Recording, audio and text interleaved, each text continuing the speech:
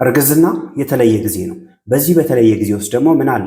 አምሮት አለ። በሚያምራችሁ ሰዓት ደግሞ ምንን ልትመገቡ ትችላላችሁ? ጥሬ ስጋ ልትመገቡ ትችላላችሁ። ጥሬ ክትፎ ልትመገቡ ትችላላችሁ። ፓስቸራይዝድ ያልሆኑ የወተት ተዋጽኦችን ልትመገቡ ትችላላችሁ። ይህን በምታደርጉበት ሰዓት ላይ እናንተ ላይም ጽንሱ ላይም ከፍተኛ የሆነ የጤና እክል ይገጥማል። ጽንሱ ሊሞት ይችላል፣ ሊያጨናግፋችሁ ይችላል፣ የጽንሱ አእምሮ በስርዓቱ ላያድግ ይችላል። የተለያዩ ችግሮች አሉ። መመገብ የሌለባችሁ ምግቦች ምንድን ናቸው የሚሉትን በዛሬው ቪዲዮ በዝርዝር እንመለከታለን። ለማታውቁኝ ዶክተር ከበደ ይልማ እባላለሁ። ይህን ቻናል ሰብስክራይብ ካላረጋችሁ ሰብስክራይብ አድርጉ። ጥያቄዎችም ካላችሁ ይሰራለን የምትሉትም ርዕስ ካለ እሱንም ኮሜንት ቦክሱ ላይ ማስቀመጥ ትችላላችሁ። ነፍሰ ጡር ሴቶች መመገብ የሌለባቸው ምግቦች ምንድን ናቸው የሚሉትን በዝርዝር እንመልከት። የመጀመሪያው ምንድነው? ጥሬ ስጋ ወይም በስርዓቱ ያልበሰለ ስጋ ነው። ይህም በሚመገቡበት ሰዓት ላይ ምን ይከሰታል? የተለያዩ ኢንፌክሽኖች ይከሰታሉ። ከነዚህም ኢንፌክሽኖች ውስጥ በጣም ከባዱ ምንድነው? ቶክሶፕላስሞሲስ የሚባለው ኢንፌክሽን ሊከሰት ይችላል። ሊስቴሪዮሲስ የሚባለው ኢንፌክሽን ሊከሰት ይችላል። እነዚህም ጥሬ ስጋ በመመገባቸው ምክንያት ማለት ነው፣ ወይም በስርዓቱ ያልበሰለ ስጋን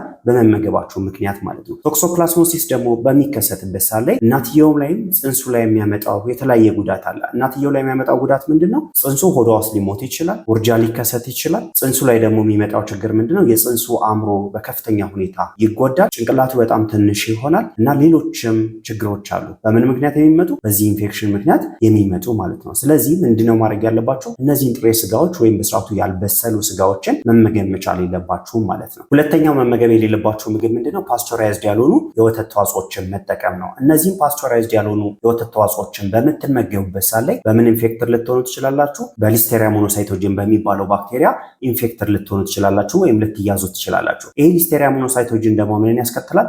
ሊስቴሪዮሲስ የሚባለውን በሽታ ያስከትላል ማለት ነው። ይሄ ሊስቴሪዮሲስ ሲከሰት ደግሞ ምን ይከሰታል? ጽንሱ ያለ እድሜው ሊወለድ ይችላል። ጽንሱ ሆድ ውስጥ ሊሞት ይችላል። ጽንሱ ላይ የተለያዩ ኢንፌክሽኖች ይከሰታሉ።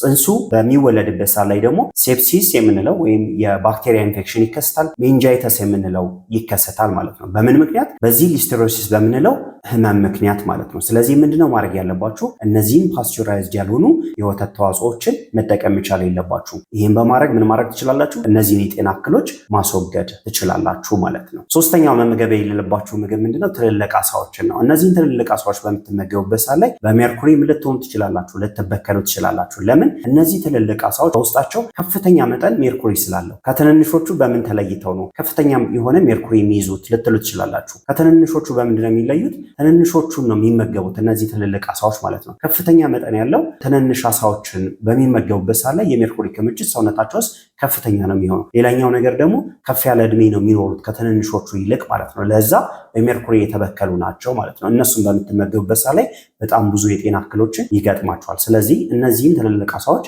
መመገብ መቻል የለባችሁ። ለምሳሌ የታሸጉ ቱናዎችን፣ ሻርክ ብቻ በየአካባቢያችሁ ትልልቅ አሳ የሚባሉትን መመገብ መቻል የለባችሁ። መመገብ ያለባችሁ አሳዎች የትኞቹ ናቸው? ሰልመን የምንለውን፣ ሰርዲን፣ እነዚህ ነው መመገብ ያለባችሁ ትንንሽ አሳዎችን ማለት ነው። ይህም በማድረግ ምን ማድረግ ትችላላችሁ? የተለያዩ ችግሮችን መቅረፍ ትችላላችሁ ማለት ነው። አራተኛው መመገብ የሌለባችሁ ጥሬ እንቁላል ወይም በስርዓቱ ያልበሰለ እንቁላል ነው። ጥሬ እንቁላልን በምትመገቡበት ሰዓት ላይ ወይም በስርዓቱ ያልበሰለ እንቁላልን በምትመገቡበት ሰዓት ላይ ሳልሞኔላ በምንለው ባክቴሪያ ልትጠቁ ትችላላችሁ። ይሄ ሳልሞኔላ የምንለው ባክቴሪያ በሁለት ይከፈላል። ነን ታይፎይዳል ሳልሞኔላ የምንለው አለ፣ ታይፎይዳል ሳልሞኔላ የምንለው አለ። ስለዚህ ይህን በምትመገቡበት ሰዓት ላይ ምን ይከሰታል ማለት ነው? የምግብ መመረዝ ይከሰትባቸዋል። በምግብ መመረዝ በምትጠቃበት ሰዓት ላይ ያቺ እናት ምን ይከሰታል? ዲሃይድሬሽን ይከሰታል። ይሄ ዲሃይድሬሽን ደግሞ ምን እንዲከሰት ያደርጋል? የአሚኖቲክ ፍሉድ ወይም የእንሽርቷ እንዲያንስ ያደርጋል። እሱም ደግሞ የራሱ የሆነ ጉዳት አለው ማለት ነው። ስለዚህ እነዚህን ያልተቀቀሉ እንቁላሎች ወይም በስርዓቱ ያልበሰሉ እንቁላሎችን ምን ማድረግ የለባችሁ? መመገብ መቻል የለባችሁ። አምስተኛው ማድረግ የሌለባችሁ ነገር ምንድነው? አልኮል አለመጠጣት ነው። አልኮልን በምጠጡበት ሰዓት ላይ ብዙ የሆኑ የጤና እክሎች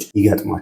እነዛን የጤና እክሎች ለመከላከል አልኮልን አለመጠጣት ነው። የጤና እክሎቹ ምንድናቸው የሚሉትን በዝርዝር እንመልከት። የመጀመሪያው የጤና እክል ምንድነው? ውርጃ እንዲከሰት ያደርጋል። ልጁ ያለ ጊዜው ሊወለድ ይችላል። ጽንሱ ሆዳቸው ውስጥ ሊሞት ይችላል። የጽንሱ እድገት ላይ ከፍተኛ የሆነ ጉዳትን ያስከትላል። ሌላው ጽንሱ ላይ የሚከሰተው ነገር ምንድነው? ፌታል አልኮሊክ ሲንድሮም የምንለው እንዲከሰት ያደርጋል። ይህም ደግሞ በጣም ብዙ የጤና እክሎችን ጽንሱ ላይ ያስከትላል ማለት ነው። ስለዚህ በተቻላችሁ አቅም እነዚህን ከላይ የጠቀስናቸውን ምግቦች፣ እነዚህን ከላይ የጠቀስናቸውን ነገሮች አለማድረግ በጣም አስፈላጊ ነው ማለት ነው። እነዚህን በማድረግ ምን ማድረግ ትችላላችሁ? ልጃችሁንም እናንተንም ከአደጋ መጠበቅ ትችላላችሁ ማለት ነው። ዛሬ የተመለከትነው ምንድነው? ነፍሰ ጡር ሴቶች መመገብ የሌለባቸው ምግቦች ተመልክተናል። ጥሩ መረጃም እንዳገኛችሁ ተስፋ አደርጋለሁ። በዚህ ቻናል አዲስ የሆናችሁ ሰዎች ሰብስክራይብ አድርጉ። አብራችሁን ስለነበራችሁ ከልብ አመሰግናለሁ።